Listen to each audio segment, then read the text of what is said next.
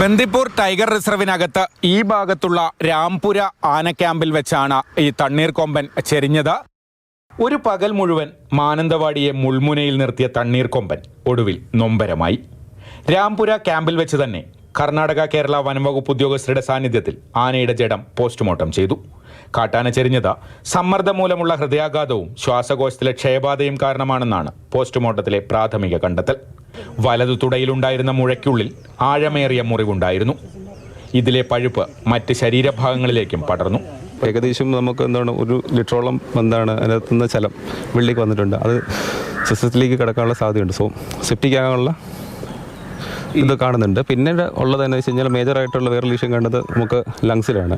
TB nodules ഉണ്ട്. അതിപ്പം അതിൻ്റെ സാമ്പിൾസും ബാക്കിയുള്ള കളക്ട് ചെയ്തിട്ടുണ്ട്. അതുപോലെ തന്നെ ഇതിൻ്റെ ഈ പസിൻ്റെ സാമ്പിൾസും കളക്ട് ചെയ്തിട്ടുണ്ട്. രാവിലെ 11 മണിയോടെ തുടങ്ങിയ പോസ്റ്റ്മോർട്ടം 5 മണിക്കൂറോളം നീണ്ടുനിന്നു. ആനയുടെ ശരീര സാമ്പിളുകൾ രാസപരിശോധനയ്ക്കായി അയച്ചിട്ടുണ്ട്. മാതൃഭൂമി ന്യൂസ്, വയനാട്.